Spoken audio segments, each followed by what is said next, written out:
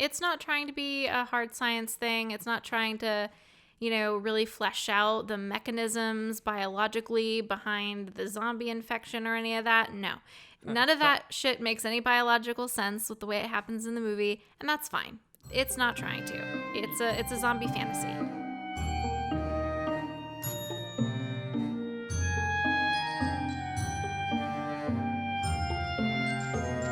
Hello and welcome to Unramblings, a podcast about stories and storytelling. I'm Fayfix. And I'm Charlene. And this week we're going to be talking about Warm Bodies, the 2013 film, because we are up to date. Yeah. I mean, really, it's getting into spooky season. That's what everyone has been calling it lately.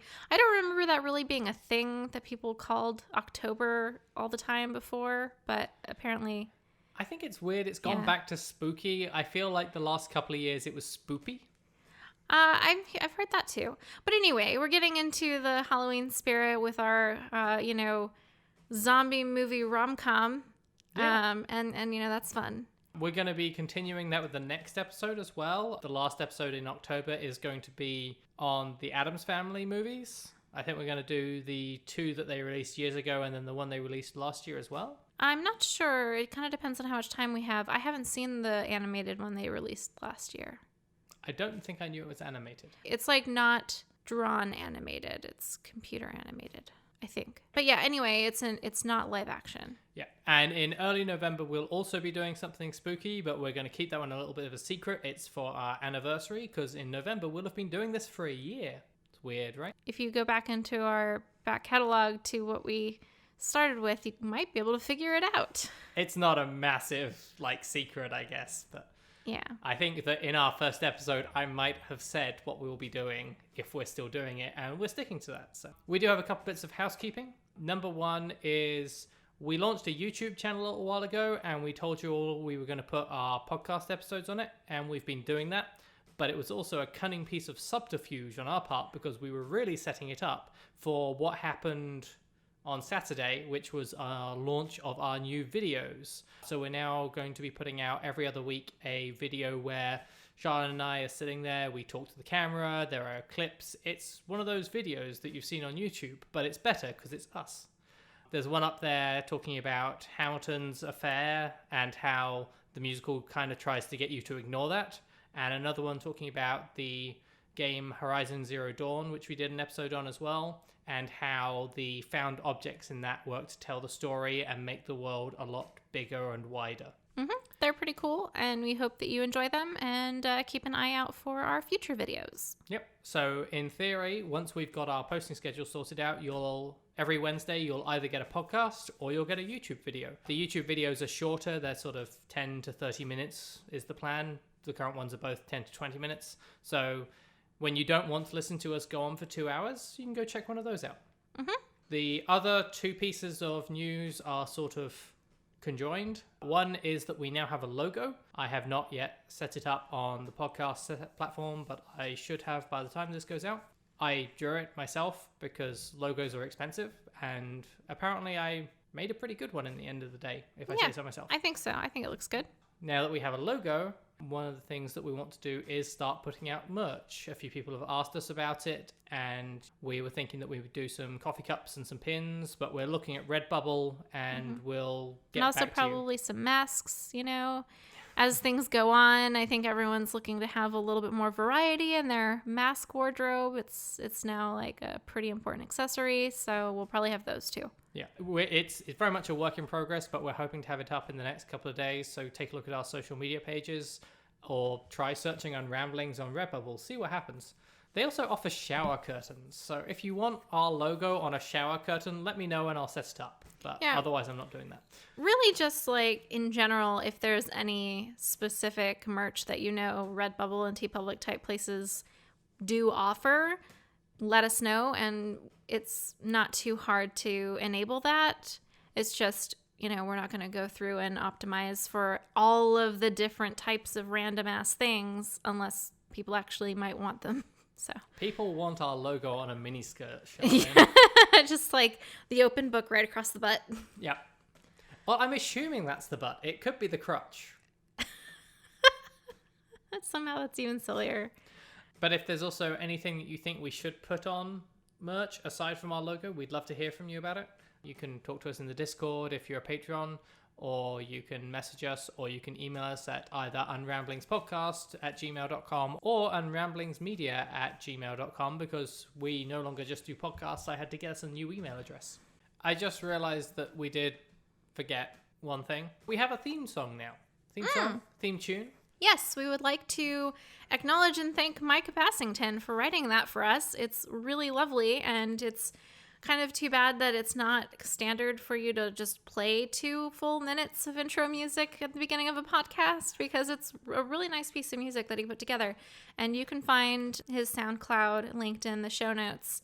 But yeah, we really, really appreciate it and hope you like it. If you did enjoy it and you'd like to listen to a little bit more of that particular piece, you can go to our YouTube channel and watch our trailer, and it plays in the background throughout the extent of it. And so then you can hear the full piece of music, which again is really, really nice.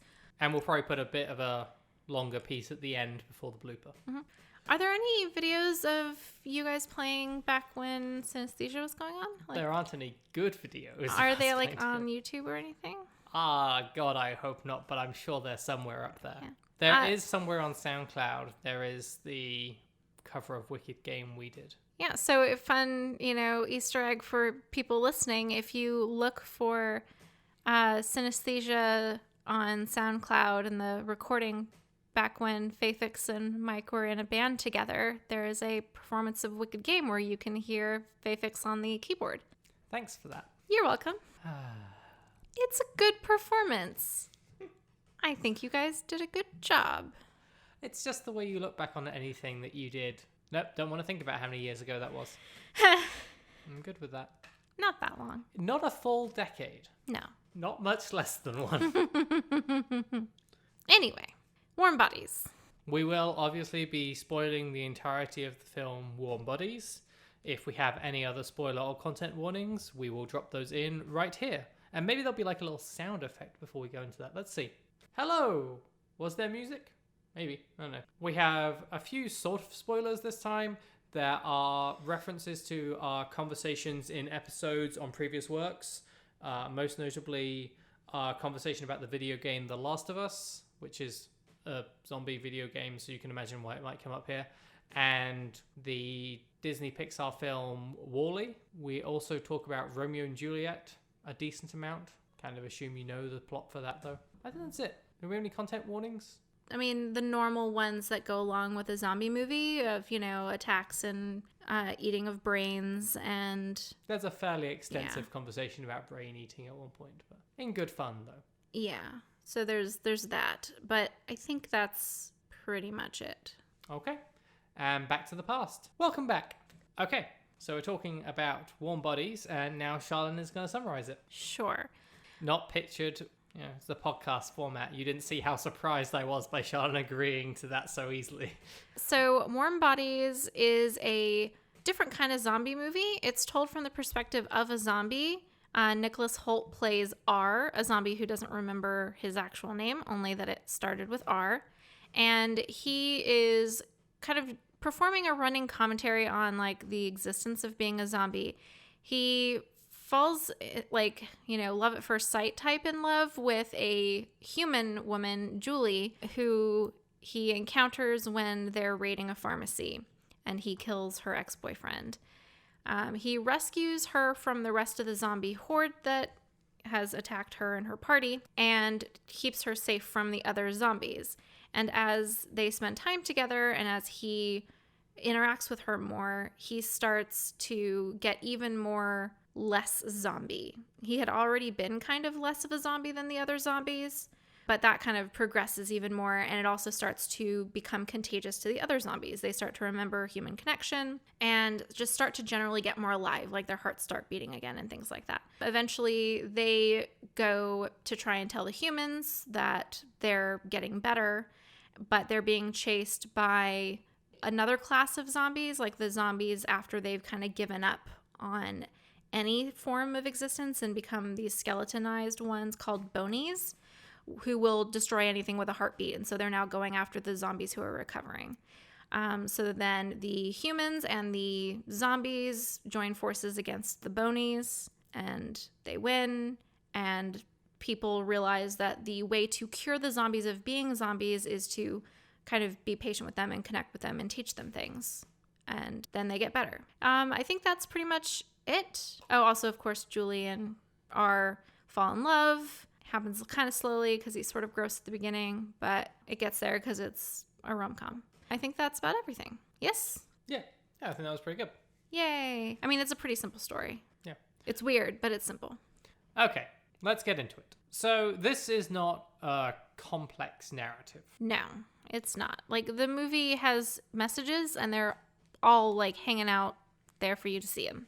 Which I think is interesting that it isn't a complex narrative when the one other zombie thing that we've talked about has been The Last of Us, which is also not a complex narrative. It's a complex set of characters. This doesn't even have that going for it.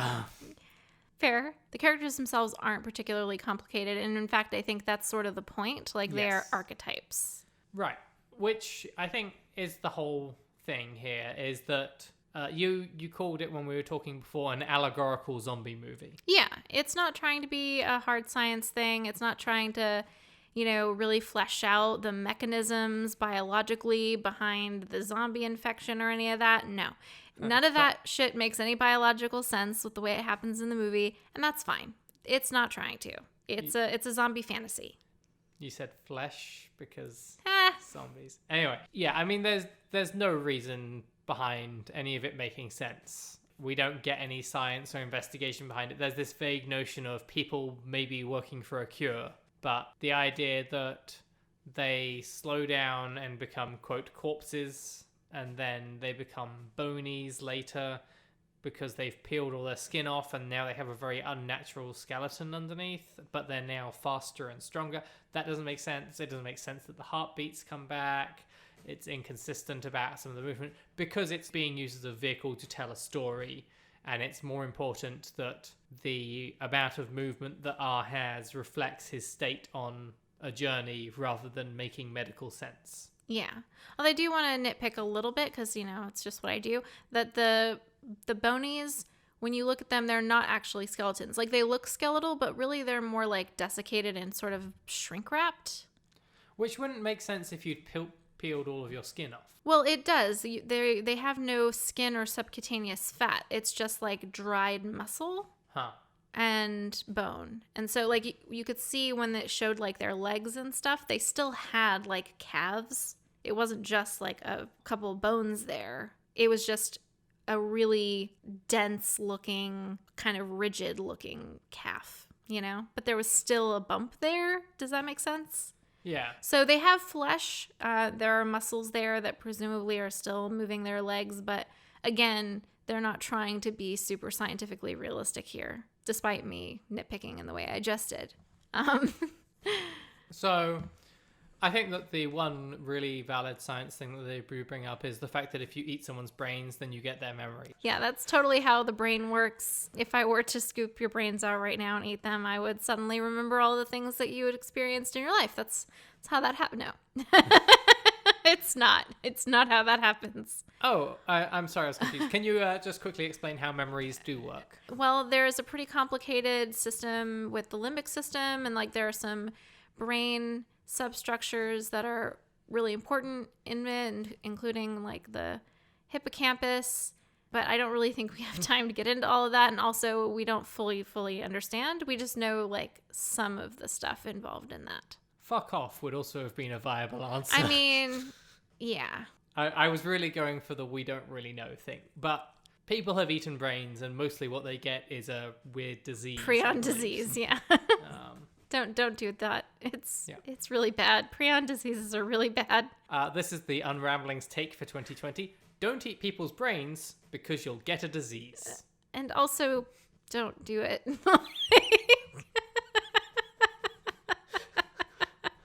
There are a lot of reasons to not eat people's brains.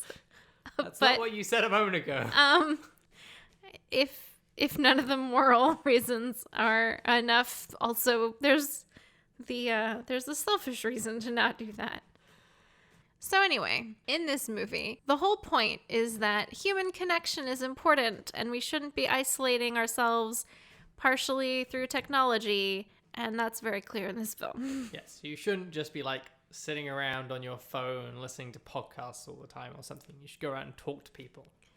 Unless it's this podcast, listen to this. Yeah, which again, like, I believe you have a bone to pick with, casting technology as, like, disconnecting and isolating people, right? You usually do. So I'm going to toss that one right over there. I do. To clarify, I don't know that we've pointed out the ways that it does that more precisely yet. It's sort of here and there. I think one of the most on-the-nose moments is when he's talking about wondering what the airport that he's living in was like before. And he being R, the zombie. Yes. And he's, waxing lyrical about how, all these people coming together and connecting and things. And during this time, there's a flashback around him with weird lighting to show it's not really happening, of all these people walking around staring at their phones and playing games on little consoles and things, and nobody is looking at each other. So they very much do highlight up front that there's this, the world was not about connection. Yeah, and then there's also other subtler things, like the fact that this zombie prefers to listen to records because it's more alive. Yeah. Which is another one of those things where it's all this advanced technology, it's watering down our experience, kind of an idea. When the group that includes Julie and her ex-boyfriend get attacked, the first person there to die is the person who was shirking his duties and instead playing a PSP, because it was 2013 and people still played PSPs. Yeah, his friends are there and they're like, help us get the medicine so we can get the hell out of here before we get attacked by zombies. And he's like, no, I'm almost at level 5 or some shit. And then, nom. So, which, yeah. I'm almost at level 5 is a line written about someone playing video games by someone who has not played a video game in 30 years. There aren't levels anymore. Yeah, there are. You level up. Well, okay, you level up, but I'm assuming when but someone's I got to level 5. Yeah. It's more like if I got to level 5, it's like I got to World 1 level 5 of Mario or something. Sure. Yeah, that's fair. It should have been I'm almost level 5, not I'm almost at level 5. They do very much set it up as technology is the death of communication, which I do take issue with, because I am someone who lives in a different country to where I was born and raised and lived for 20 years. And I talk to my parents and my family and my friends through technology. It is how I communicate to people. I live 1,000 miles away from where I did my master's degree, where I still talk to people through technology. And right now, I think we can all appreciate the connective ability of technology during the pandemic, when a lot of people are having to use technology to stay in touch more than they ever have. I'm also married to someone who I was in a long distance relationship across an ocean for 2 years. Yep. And webcams, being able to actually see each other's faces, this was an important part of that. Yep. We don't have to write letters to each other anymore. Technology is often about communicating with people. It's just not about communicating with the person who's next to you. And there's all those old pictures of before phones, people talk to each other, and then it's a load of people on a bus all staring at their newspaper and ignoring the person next to them. We're people. We don't want to talk to the person next to us. The person next to us is usually some asshole we don't know. Yep. And that's the hill I've chosen to die on. Yeah. Point being, the movie is very clear in that the message is human connection has sort of been allowed to wither because of gains in technology, and that's a problem, and we need to rediscover the benefits of human contact, in-person human connection, getting to know people you didn't know before, talking to them, teaching them things, falling in love, all of those things. And it's very above board with that. Yeah, I think it's interesting how much everything in the film is about that, and how it's all about that lost connection. The zombies are zombies allegorically because they've lost touch with people and connection. And you can see that the humans, under the rule of John Malkovich, because we said we would bring John Malkovich back in this episode, have written him off. He's given up hope. Mm-hmm. And they talk about at one point about most people have given up hope for a cure. Yeah. And it's more that they've given up hope, because hope is the cure. But you see the breakdown in connection throughout, especially with Julie. Mm-hmm. She is disconnected from her dad because her mother died. Right. And Julie is the daughter of John Malkovich, who is the leader of this remaining human community. Well, the daughter of John Malkovich's character. But yeah. Yes, you know what I mean. I don't remember his actual name in the movie. Grigio. Okay. But also one of the first moments that you see is she tries to hold her ex's, I guess, hand, and he like shakes her off. So even that's a sign of like connection breaking down. Mm-hmm. And he then dies shortly afterwards. Mm-hmm. And one of the things that John Malkovich's character says is that soon there'll be more of them than there are of us. And again, it's part of that escalation of the loss of hope. He no longer has any hope for any sort of a bright future. Like, the best he can think of as a future, which Julie calls him out on, is basically a small cluster of humanity hunkered down behind huge walls. And she seems to feel like there is still some hope for something better than that. And, you know, still has a bit of an adventurous spirit, which I think it's implied that that's something that R kind of recognizes in her. But, I mean, it's not really explicit. There's honestly not any good basis for him falling in love with her. It really is like a cheesy love at first sight thing. Yes, But- you don't understand. You see, she's a pretty blonde. Yeah, That's well, actually all it takes, apparently. even if you're a zombie who's presumably eaten lots of pretty blondes, but whatever. It's something that I think I've only really seen addressed in, strangely enough, the Resident Evil movies, is what happens to zombies when they outnumber humans enough that there's not enough food for them. Mm-hmm. So, like, I do wonder statistically how many people each zombie might eat. Yeah, that's fair. It's weird because they are not trying to be scientifically accurate with it. Like, there's all sorts of like ways that the way that zombies work kind of breaks down, because at some point R acknowledges that zombies have to eat people, but then somehow the humans are able to like help the zombies heal and basically become totally better without ever addressing that. But there's also the progression of the zombies into the bonies, which seems to involve like a fundamental loss of hope or interest in experience, and how that works is never really explained. Presumably, if they never did figure out the connection cure, all the zombies would eventually become bonies, and the bonies will eat the zombies if they are getting better, because that's kind of how the end of the movie sort of happens. But anyway, Yeah. I don't even know if any of that's relevant to talk about, but It's interesting how a lot of the settings work to drive home this connection stuff.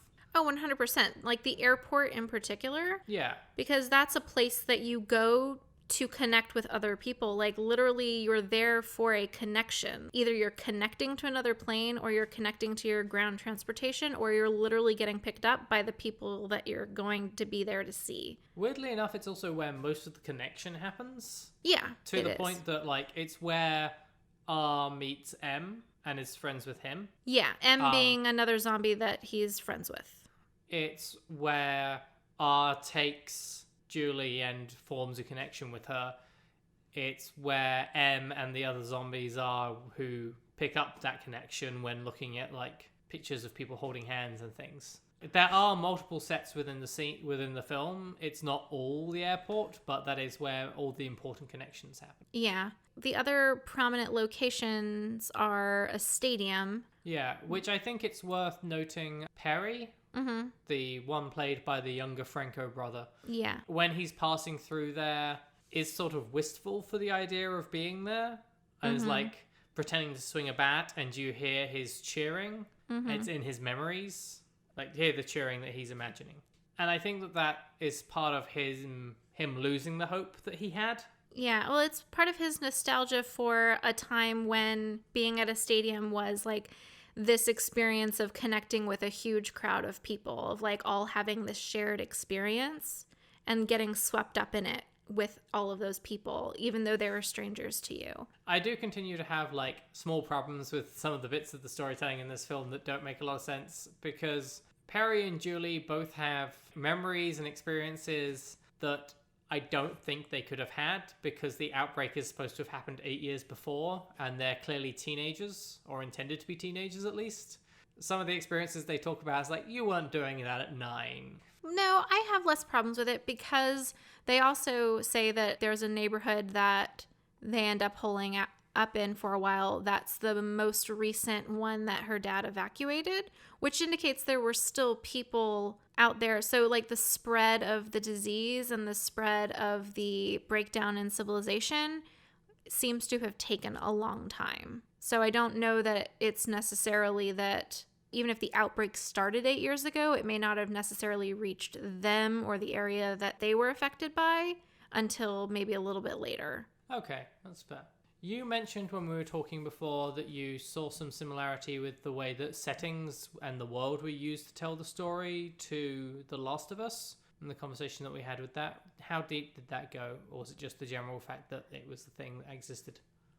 More just the connections thing, like the fact that it's an airport and the stadium and things like that with the human community. I'm not sure what else there was beyond that. Because with The Last of Us, it's a lot of symbolic locations of institutions and the breakdown of those. Yeah, I think to me it was more like the symbolism of community and of places where you connect with people. The airport thing, being on a plane where you're just stuck with somebody for several hours, which is kind of what's going on with them. And there's like a suburban neighborhood that they're taking refuge in for a while. Highways, which are connecting people. Like there are lots of periods of time when they're on a highway and driving, and that's part of their bonding experience, but also part of when like R thinks he's all alone, but then isn't, meets up with the other zombies who have come to find him and help him. So I think that it's more the ideas being attached to those settings, like the stadium, like I was talking about before.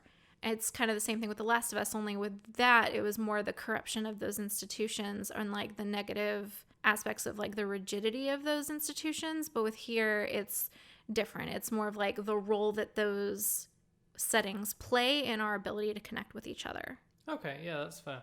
It is a very upbeat film.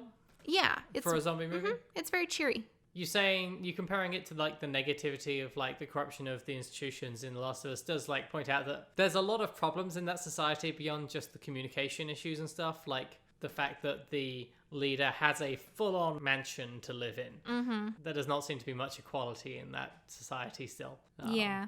It's his way or the highway, but literally, perhaps. Yeah. I mean, it does seem like there is some scarcity in terms of food and other things. Like they have a really nice house and they have electricity, but it does seem like they have electricity in general in the camp. And in general, people don't have access to like nice pre-zombie outbreak food in general, because there's like a flashback scene where they have a bottle of wine and it's a special treat that they haven't had in a very long time and something that was saved when it was found at some point for a special occasion. So there is clearly still that level of scarcity. It's unclear whether like other people in that community who are not the leader's family ever have a bottle of wine for special occasion, but it's not like he's hoarding every nice thing that anyone ever finds and like just having wine all the time or something. Yeah. So that's true. R gives Julie a Corona on the plane and she's like, oh wow, it's been a really long time since I've had a beer. They're clearly not, you know, even though she's a part of that family. Again, she's a teenager. Shouldn't be having beer to begin with. I think they're early 20s. Do you think so? I think so.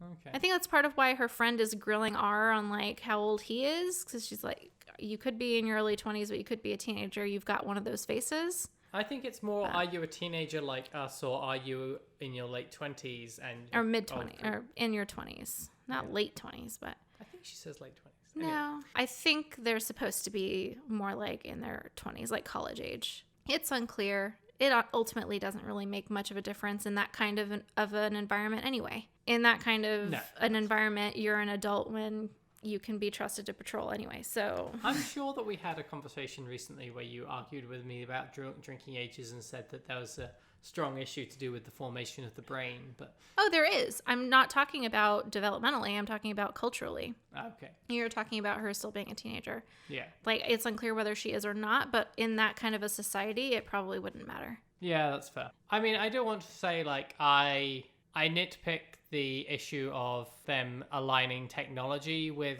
the idea of a lack of communication. I think that they do go deeper than just the technology side of things to say something that's a bit more worthwhile. There is sort of the importance of actually hearing each other and taking time and listening to what's going on. And I think that you see that reflected in a different way with the technology, because we talked about the vinyl, and they both spend time going and picking something out and putting something on. And the music that's chosen for those is very intentional choices. The one that springs to mind is Guns N' Roses' Patience is one of the ones that's played.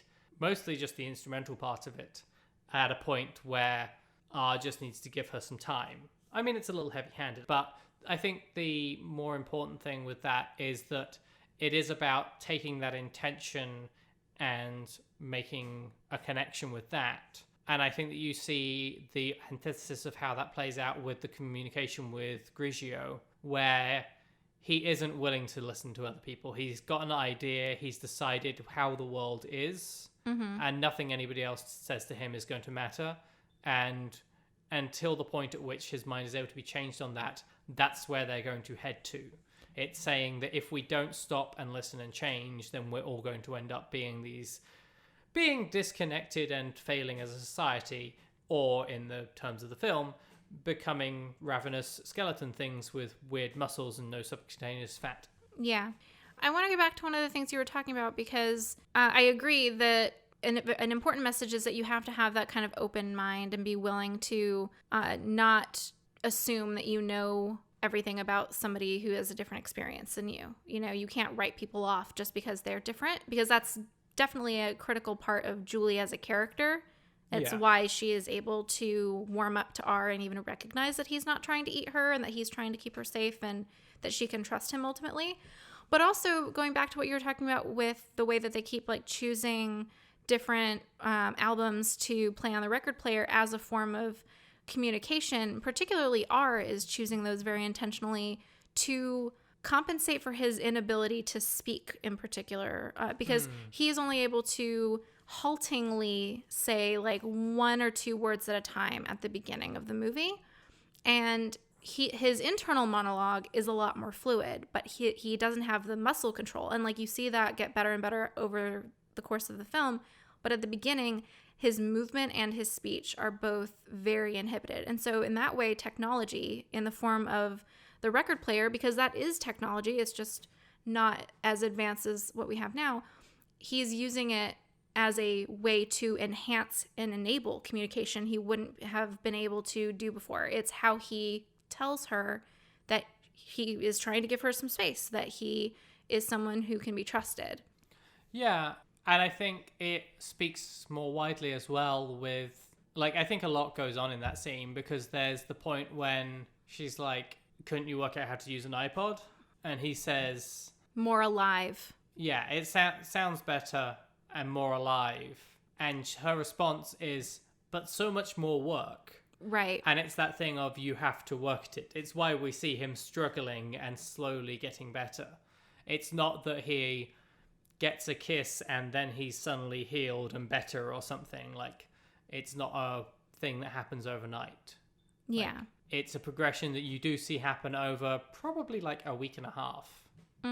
Because she's on the plane for several days. Yeah. And it's also, I think, an important distinction that the way that they're using technology is to facilitate a connection rather than to facilitate isolation, as opposed to the dude who gets killed in the beginning of the pharmacy raid, because he is ignoring his friends, not helping to ensure the safety of the group, and not helping. He's playing a game. They don't have the internet. It's not like he's playing with other people, because it's established that the internet does not work in this reality at this point. Presumably the infrastructure is just not there anymore. So he is explicitly using that game to ignore everybody and be cut off and unhelpful. Yeah, and also interestingly, like, the old technology of the vinyl is used for a connection, whereas when an iPod is used later on, it's used as a, like, mockery device. Yeah, it's used as a joke. Yeah, at first. And kind of going back to this sort of theme of just the whole point is to connect with other people, and, like, the overall message being that that is how people ultimately get better if they are not doing well, is by connecting with other people and having other people help them. Like, that's basically the entire thing, is just the rehumanization of these corpses. That's literally what the humans are calling the infected people, to try and forget that they were people and that they might still be people in some way and that they might be curable, because it's a lot easier to shoot them and not feel bad about it if you are able to successfully dehumanize them in your mind. But the entire arc of it is that in order to make them get any better, you have to help them remember what it is to be human. You have to help them remember what it is to have genuine interactions with other people and keep them from just being bodies. And then there's the title of the movie, which is Warm Bodies, which I think is kind of a fun play on words, because the whole thing, like, they get warmer as they get better. And then there's that whole phrase of warm body is supposed to be like an interchangeable person that's faceless, and anybody could be in that position. There's no individuality or skill necessary to be a warm body. But that's sort of exactly what this movie is trying to say, that there aren't any warm bodies. Like, anyone who has a warm body is way more than that. Yeah, there is this one thing that, like, I'm not totally sure how it fits in with the message, which is really the bonies. Yeah. Which I kind of wonder narratively whether they were added later. Like, there was a version of a script where there weren't bonies, there were just other corpses that were more violent and bad in some way. And then they created the bonies as a way to make there be a more precise villain, distinguished from the, quotes, good zombies. But they're represented as having given up hope. Yeah. And they're too far gone, which is pretty close to where Grigio is. Yeah. Like, he's kind of the human equivalent of it. I'm not really sure how that fits in with the story, though. Yeah, and I have issues with that, too. I think it's interesting that, like, visually, like, the shape of their skull is kind of similar to, like, the long oval shape of John Malkovich's head, literally. Like, I wonder if that visual parallel is intentional. Do you know what I mean? Just, like, in terms of silhouette, like, I can see what you mean. I think you might be being a little harsh to John Malkovich. I mean, no, I'm not saying, like, he looks like a zombie or anything. I'm just saying, like, if that parallel of the hopelessness and, like, rigidity is there, like that black and white thinking, because that's really the commonality. You get very little description of the bonies, but what you get is that they'll eat anything with a heartbeat, which is why they turn on the zombies that start to get better, because their hearts start beating again. And that they have chosen in some way to devolve to the point that they have, or to escalate to the point that they have, however it works. They've decided to do an active process of tearing off their flesh in their giving up, because you see how that happens. They are the ones who do that to themselves, and they are actively choosing to become something incapable of connection. I think it's represented as more of a compulsion. So I don't think it's as much a choice to give up as a choice to stop fighting. Yeah, that makes sense. I could see that. Like, they let the compulsion take over. But they stop being capable of any experience beyond that prey drive that they seem to all have, that even the zombies have. Like, the zombies seem to have periods when they're not hungry, when they're just sort of shuffling around, and when they're having limited interactions with each other. Yeah. Even the ones who aren't as, like, interpersonal as R and M, they do seem to kind of seek out others to go together to hunt. They have, like, a pack mentality. They kind of form together and then disperse and then kind of do their own thing. They have their own place that they hang out. They will do their programming of their previous roles in life, which is its own commentary. Like the TSA guy who absentmindedly waves his metal detector when other zombies walk by, and, like, M, who raises his hand for the check sitting at the bar. There's the janitor. And the janitor who continues to mop the floor absently. Yeah, and the two kids, they have the name tags, like they were clearly unaccompanied minors, and they stay together. And presumably at some point before they became zombies, they were told to stay together, and they did, well after becoming zombie kids. So you see that they kind of seem to have some sort of sense of, like, remnants of who they were and connection with each other to a limited extent. But the bonies are indistinguishable. So even if they do have anything like that, there's no way to tell. Yeah. I think you sort of hit onto one of the other things it's talking about with that communication thing is sort of a danger to complacency and that structure of society. And that you get sort of trapped in it in that way. And I think it's notable that R, the one who is able to break out of this, he says he doesn't really remember having a job and makes a mildly problematic quip about the hoodie suggests being unemployed. Which really all it would indicate is that he probably wasn't at work when he got attacked. Or he worked in a job that didn't require a nicer dress code, or he got changed after work. Maybe he worked in a stock room or something. Anyway, Yeah. there are plenty of jobs where you could wear a hoodie. Anyway, or he was cold, but he doesn't have anything to tie him. Like, the thing that he does is he collects things. He goes and gets them and he makes a little area that he likes to himself. He doesn't seem to have any compulsions to mop floors or security check people or anything. He's able to be much more of an individual.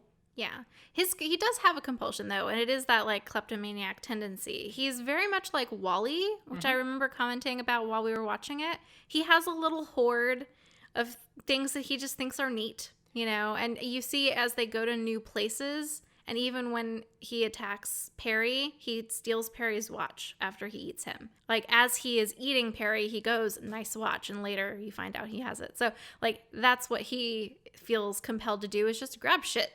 Maybe he was a kleptomaniac or, you know, a bit of a shoplifter before he was infected. Who knows? There are some weird parallels to Wall-E in this film, with, like, the going back to his little place and putting some music on and chilling out and just sort of shuffling around, doing whatever. I think they even both steal snow globes. Yeah, and, like, try to use their media cache to communicate with a love interest because they themselves are not particularly verbal, and get their romantic intentions across in that way, or at least their non-threatening intentions across in that way.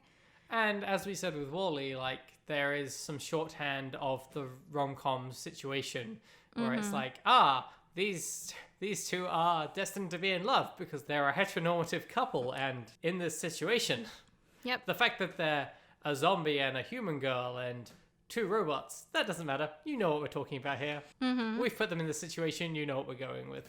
Yeah. There's definitely also some Beauty and the Beast parallels there because he basically kidnaps her. He's trying to save her from being eaten by the rest of the zombie horde that he came with, and, like, disguises her with zombie grossness so she smells like a zombie and they won't attack her. But he also is very much keeping her penned in this airplane where she can't go anywhere because there are other zombies outside who would eat her. And he's drawing it out intentionally to try and get her to fall in love with him, which is creepy and kind of messed up and very Beauty and the Beast. I don't know how much hope he has of that. Well, I suppose he sort of, like, has the dream where Perry is like, oh, what, you think she'd fall in love with you? Like, you're a corpse.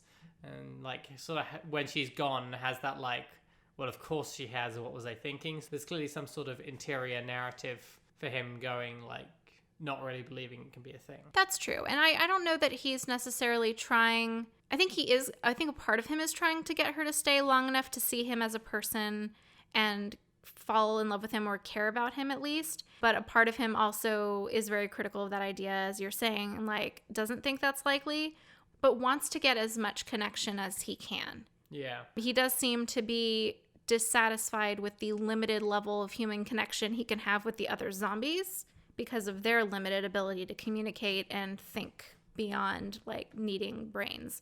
Yeah. And I mean, if you want to talk about relations to other stories, then I think there's a fairly obvious one with Romeo and Juliet, which I did notice far too late in the story. Yeah. With R and Julie, they really worked hard on that one. They even have a balcony scene. They do even have a balcony scene. I think you may have yelled that out at that moment. To reenact Faye Fix's response at this point in the movie, really? It was very funny. I think your reaction to it was actually a lot funnier than the actual scene. And I feel like M is kind of like, you know... Mercutio. Yeah. His name is actually Marcus. He does remember it at the end. But he's very much in this Mercutio role. He's trying to back up his friend. Well, his first reaction is like, but she's human. Like, with those are things that we eat. Which I guess, that is more Mercutio. Yeah. Like, are you sure about this, buddy? Yeah. I was going to say he's sort of like a father figure type character, but he's not really. No, right? he's much a more bro. of a friend. Yeah. And Mercutio, I think, in the beginning of Romeo and Juliet, and obviously... He's a hell of a bro. Well, yeah. Like, he's like, skeptical of Romeo actually being in love with Juliet, and it's like, man, you fall hard for all these women a lot. Like, yeah, you have a very short attention span when it comes to women. Like, you were after some other girl last week, kind of a thing. Like, Can we just wait for you to be on the next one? Yeah, Like, do we actually have to deal with this? Pretty much, yeah. And there is a sense of this, like, a similar thing to the know their food of the, like, conquest. You know, women aren't people you fall in love with, they are conquests, I think, in that those initial scenes between when Romeo's trying to convince his friends that he's in love with Juliet, and they're like, no, you're not. You just want to get in her pants, and you'll be on to your next conquest after that. So, the similar sort of cavalier and, like, dehumanizing attitude. Yeah. I bet you the M was intentional for Mercutio. Yeah, that's a pretty good bet, actually. Grigio isn't terribly close to Montague or Capulet, but, you know. But still has that, like, vaguely Italian sound. Although... That means gray, doesn't it? Maybe. That would tie in with what you were saying about the Bonies as well. Romeo's the Montague, right? Because it's Juliet Capulet. Maybe. I forget. I think the last thing that we want to get into before we get into the big question is how the sort of appearances are used to tell the story in a lot of ways. There's some sort of fairly broad stuff that goes on with colour for R and Julie. For the majority of the film, R is wearing mostly red, or most notably red, whereas Julie is always in, like, shades of blue. And then, even though they clean R up towards the end of the film, he still stays in his same grubby clothes. And his same red hoodie. Yeah. And it's not until the very end, after everyone's recovered, that you see him and her sitting together, and they're both dressed in blue at that point. Mm-hmm. Yeah, there's this idea, like, first of all, there's this just red versus blue, like they're on opposite sides of a conflict, humans versus zombies, etc. And also there's the Capulet Montague thing, where warring houses, etc. And then at the end, they've come together and they're no longer at war. But also, more subtly, there's the gradual change in the makeup Nicholas Hoult is wearing as R. He starts off with this very pronounced zombie makeup where he's very pale and powdery looking, and his lips are very black and his eyes are very black, and he just looks a lot more, dead. And he gets less and less dead looking as time goes on, to the point where he looks a little pale and has like a slight bit of dark rimming his eyes and lips close to the end when he's almost recovered and is trying to pass for human in the compound. They put on a bunch of makeup on him to help with that. But like even before that, he looks way less zombie than he did at the beginning. And it kind of tracks along with his fluidity of motion and his verbal ability. They all kind of get more and more normative as the film progresses and as his connection with Julie gets stronger, which is really interesting. And I think you see a similar thing with M as well, where he gets less pale and less dead looking also when he starts to recognize connections again. He has a lot of slouch at the start of the movie, and he straightens up as he goes, is one of the big things for him.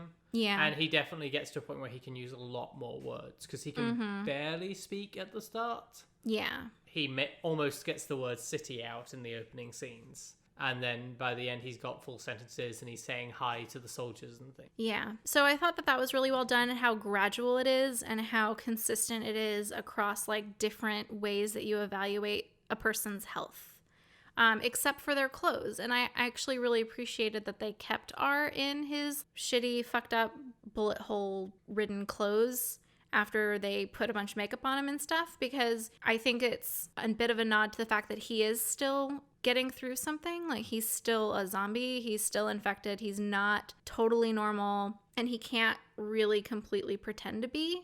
I know we've talked about this in other podcasts before, but what he's been going through has been a hugely traumatic situation. He doesn't remember his name. He doesn't remember his family. He doesn't remember anything about his previous life. It's a horribly traumatic incident. He also has a lot of guilt, we find, about eating people's brains. Like, even as he does it, he feels bad about it. When he gets to the part of eating Perry's brain where he sees himself attacking Perry, he gags and can't continue to experience those memories. All of that is horribly traumatic for him. And like, you can't just put him in a whole other set of clothes and have him look totally normal without undermining that whole idea that the zombie plague that these people are experiencing is something that requires a long road of recovery from, which is something that's, I think, pretty clearly outlined at the end. People don't just get over it. There are lingering effects. Sorry, I'm smiling because there's the scene where the guy's trying to play catch with the like recovering zombie and keeps just throwing the ball at him. It's so dumb. Yeah. And I think that's a good montage that does kind of demonstrate that, like, even when the zombies are at the point where they are a little bit more mobile and they are a little bit more verbal and they don't want to eat brains and they're willing to work on that stuff being, you know, the urge to eat brains and like talking. It's not something that gets fixed overnight. They have to continue to work on it. One of the last scenes is M, who has remembered his name as Marcus, is looking pretty normal, and it's a fairly normal thing. He's just trying to open an umbrella and he can't. He gets assistance from a passerby and is like, sorry, I have zombie fingers. And it just seems like that's just one of the last things to get better, is that like fine motor control. And that makes sense. Yeah. It's you having to relearn some of those things. Yeah. You didn't have a huge use for those while you were mostly concerned with eating brains. So. Yeah. I think the other appearance thing that you don't see a lot is the scars. Mm-hmm. There are the ones on R's face. Right. Which is not clear where he got them. But when he's in the shower, you can see that he's been shot a few times. Yeah. I think one of the shots is he's shot once by Perry. Yeah. And he gets a knife thrown at him by Julie? Yeah. It might be. I think it is Julie. I think it's a nice touch to still have those there and be a sign of, as you say, some of the trauma that he has experienced in those ways during uncontrollable bouts of actions. Mm-hmm. I do have a mild problem with it because if he has been shot and stabbed and then his heart starts beating again, there's no reason why those wounds would have healed while in his zombie state. Well, and surely blood should just start pouring out everywhere. Well, it looks like they had started to sort of scab over or like scar over. Like there's some sort of black plug in them. He's got like dark veins going to the bullet wounds and things. I just assume there's something to do with whatever causes the zombification that stops the bleeding and accelerates scar tissue development. Yeah, that's fair. Actually, I think there was one last thing I want to talk about before the big question, which was the importance of the internal monologue in the film. Oh yeah, it's super important. It does so much. It lets them set up the world from the point of view of the zombie. Mm-hmm. Which is obviously one of the things that makes this film fairly unique, is that you get that real insight into how they're feeling and doing and how they perceive everything that's happened, but also allows it to be a comedy because you get those sort of moments of whoops, essentially. And the juxtaposition that creates comedy. But I think most importantly is what keeps you from being able to dehumanize the zombies, because you're getting the story from a zombie narrator when almost, in fact, I think every other zombie thing that is out there pretty much, I mean, I'm sure there's something else that also is not doing that, but is trying to dehumanize the zombies. They're supposed to be a faceless horde. Yeah, and I think that there's a very strong message in most zombie things that they're not human anymore. They can't come back. Mm-hmm. And this is one of the few things that does turn that around.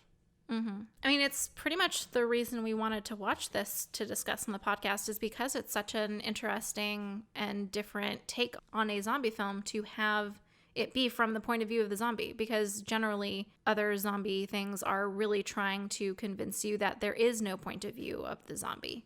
Yeah, I think I can see the movie that someone pitched to an executive that was like, it's from the point of the view of a zombie. And then it's just sort of this farcical slapstick thing. Mm-hmm. And I think that this manages to be a much more intelligent film. Is that the word I want to use? We'll go with intelligent. Like, it does have something to say. It's not just farcical. Mm-hmm. It is dark at times, but it is still funny, and it is still trying to make a message. Yeah, I mean, it's a dark comedy, and it's a rom-com, and it's a zombie movie, and it manages to do all of those, I think, pretty well. Yeah.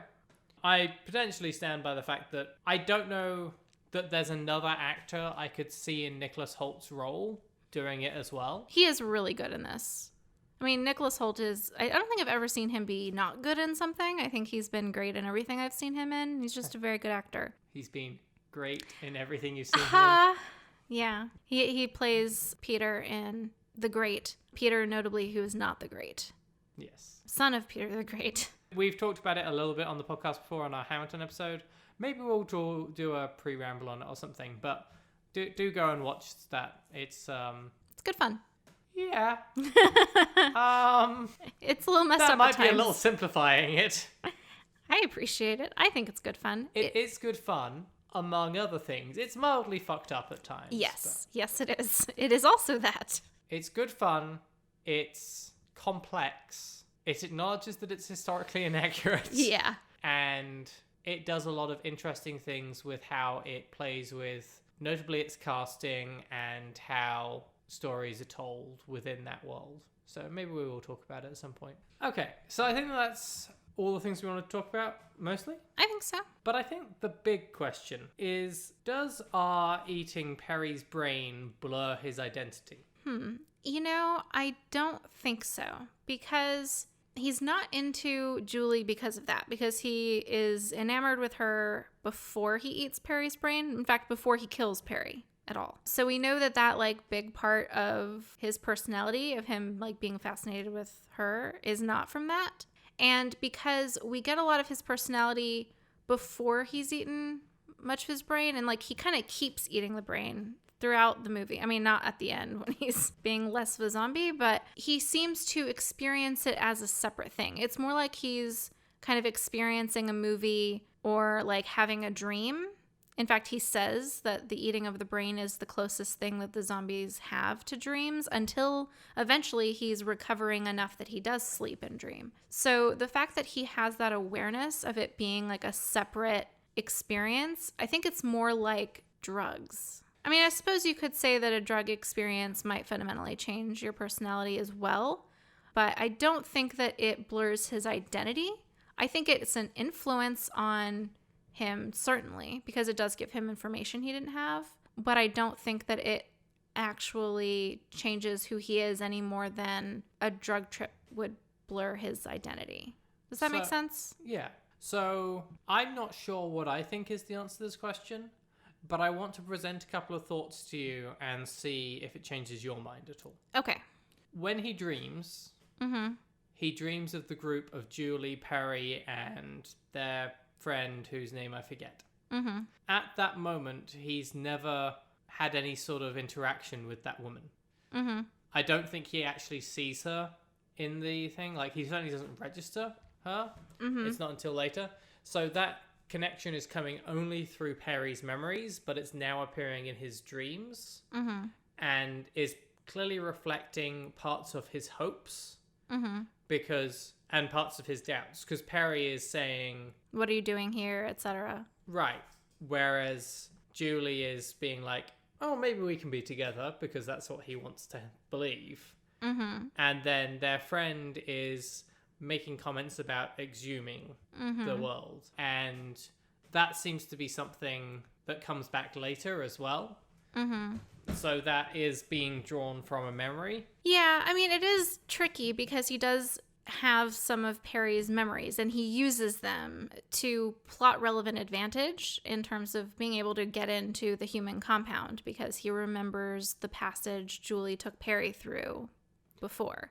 Importantly, does not use them as a way to trick Julie into loving him. No, he does not do that. So I don't know that it necessarily seems to change his identity, though, because he doesn't seem to have any of the behaviors or like ideologies that Perry seemed to have. It's more like he has access to certain of Perry's memories, but it's more like a knowledge that he has, or like something he studied at some point or something like that, something he has access to, but not something that he himself is. He has a separate idea of himself as separate from Perry. Even when he is reliving Perry's memories, he still is seeing it from the third person. he's still seeing Perry doing those things. There's still that separation between who he is and who Perry is. That's a fair point.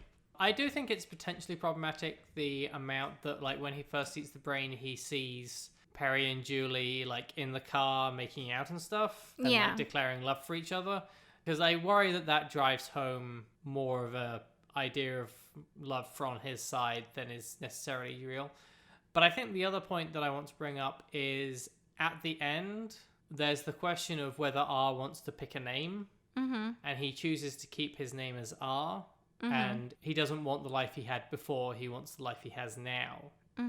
And whether there's any question of him having left his old self behind and have created a new identity that ties in some aspect of Perry's identity. I mean, yeah, I think that there's a decent argument for that, especially because that initial attraction that he has to Julie, I mean, it is pretty superficial because he's just like seen her very briefly. And it would explain a lot if part of his inclination to keep her for a while was because he has absorbed some part of Perry and like wanting to protect her and like having those feelings, except that it does seem pretty clear that they broke up at some point and like are not currently together. Like they're still friends, but they're kind of, you know, there's also a little bit of animosity in certain ways, or at least a little bit of friction there. And that doesn't seem to come through at all. It's all the rosy parts of like that initial infatuation without being tempered by whatever would have happened to break them up. Which is interesting just from like, you see Julie try to take Perry's hand and Perry snatches his hand away. And it's not entirely clear why that would happen, because either they've broken up already, in which case why is she grabbing his hand? Or they haven't, in which case why isn't you like, what the fuck? When they then go on the mission together. So I wonder whether that's added to tell the story, but doesn't actually work as a logical thing, kind of like a lot of the things with the zombie science. Yeah, that's fair. I know. I think it's probably more fair to say that R's identity is fundamentally changed by his experience of being a zombie, which is fair. And he moves forward from there. But a driving catalyst for that, I think, is the eating of Perry's brain. So I don't think it necessarily changes his identity by him absorbing Perry's memories and becoming a different person that includes part of Perry for that. But I think it does drive his identity to change in certain ways. Sure. Okay. Which I don't necessarily think an answer to that question, but let's move on, because I think that the bigger question is, why is John Malkovich in this film? I don't know. I think he does a really good job in it, though. He does. Again, John Malkovich is just a good actor, so... Or maybe the better question is, why is John Malkovich the only person in this film who is alive and not a hot teenager? I mean, there has to be a dad in any, like, teen rom-com thing. Like, the overbearing dad, that's the situation there. Sure, but, like, where's the rest of civilization? I fail to believe that at the end of all of this, the only people who have survived are John Malkovich and hot teens. Like, they might be early 20s. Okay, fine. Well, the actors probably are. I think they're intended to portray hot teens. I want some ugly teens. I want some people who aren't teenagers. Where's the annoying kid brother? That's an important character. I think that they canonically die. I think that that's mentioned, actually. But that's not the point. Yeah, I think that she did have a brother that died. Anyway. Do you have any fun facts or interesting tangents? I feel like we've peppered in our fun facts this time. Yeah. I mean, the closest I can come to fun facts is, like, I just, like, have this list in my head now of just Nicholas Hoult projects. Yeah. That you might recognize him from if you have not seen Warm Bodies. He is the, like, main war boy that you actually see in Fury Road, Mad Max Fury Road, which is also really good. He is Peter in The Great. He plays Beast in the X-Men movies, the Days of Future Past ones, like the McAvoy ones, those ones. He's Beast in those. Obviously this. But that's goes without saying. But anyway, so if you didn't know who we were talking about when we were talking about Nicholas Hoult, you may know him from one of those instead. Do you have any fun facts? I do have one, actually, that I've just found, and I'm just looking to see if there's any others. What year did WALL-E come out? I don't know. You want to check? It's right there. I could get up, but it would be so loud. It's right where? Oh. On the mantle. 2008. So it's very possible that some of the R stuff was a little bit of an homage or in some way inspired by WALL-E. That'd be cool. Yeah, that's going to be new headcanon. They were like, that made that character so endearing. We've got to steal that. We may have missed a fairly large point that we should have mentioned. Oh? So there are a couple of fun facts. One is, of course, we're talking about the Romeo and Juliet similarities. Perry is a comparison for Paris. That makes sense. Yeah. Is M a comparison for Mercutio? That's what this list I'm reading thinks. Ha! The movie is based on a book. Interesting. That I had not realized. I guess spoilers for the book, quickly. Like, I kind of want to read it now. But in it, wears a suit and a red tie and has a zombie wife and a zombie child that he has to feed. And he's supposed to be a corporate zombie. Okay. The movie is quite a departure from that. I suspect that people who like the book don't like the movie. I suspect you're right. The ending is also extremely different. Much darker, I'm assuming? Do you want to know? Eh? If you don't want to know, pause the podcast and skip forward 30 seconds. Apparently, Grisio dies, and Julie, when R kisses her, bites him, and instead of both becoming human, he sort of resurrects, but they become infected with something new, and their eyes turn gold instead, and they become like anti-zombies. What? I know. It's possible that the list of fun facts I was reading is not necessarily the best descriptor of that scene, but I suspect that they got a lot of the messaging through and took out some of the weird dark shit. So. Huh. Okay. And one last fun fact, because we were talking about the WALL-E hoarding aspect. Mm-hmm. Apparently one of the items that he owns is a Blu-ray of the 1979 movie Zombie, which is... Yeah, I remember seeing that, actually, and thinking it was cute. It was a cute little Easter egg. Yeah. Are we done? I think so. You had a late thought. I think I actually had a couple of late thoughts. I had a late thought about The Wall, the song Hey You. We had been talking at one point about the lyrics, like in the actual verses, not being sure how to interpret the people he was talking to, other than that they weren't in a great place. But thinking about the lyrics, I think that the initial two verses are meant to be specifically about the character Pink's mother and wife. If you think about the way that they're described, it's, hey, you out there in the cold, getting lonely, getting old. I think that's his mother. And standing in the aisle with itchy feet and fading smiles, I think that's his wife. Yeah, I think I had missed that because I was thinking of aisle like supermarket aisle and not aisle like church aisle. Mm-hmm. So that was me being dumb. Particularly itchy feet, I think, really gives that away. And fading smiles, like she keeps trying to engage and she is getting more and more discouraged. So I was thinking about that. And then with the use of mother, also from Pink Floyd's The Wall, in Legion, it's weird. And we did kind of discuss how like it's an odd choice toward the end of the third season to have it there as part of David kind of imagining this better life where he's raised by his biological parents, when that song is depicting a pretty dysfunctional parent and child relationship where the mother is instilling a lot of fear of the world in her child and being overprotective in a way that is not necessarily helpful or functional.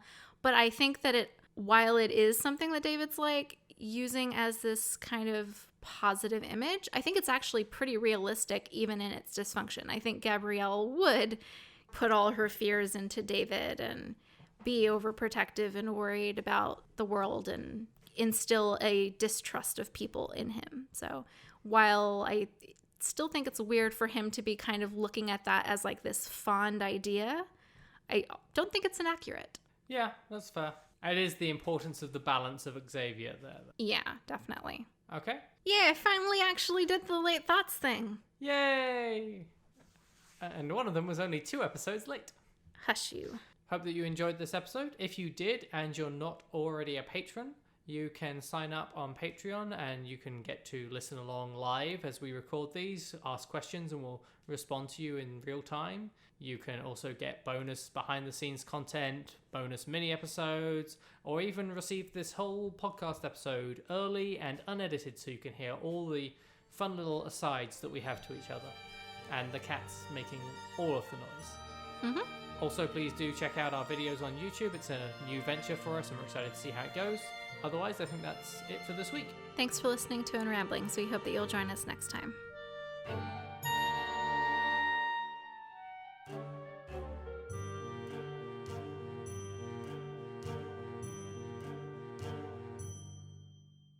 The zombies that they call corpses, and still shoots are, which is pretty frustrating. Like, it makes...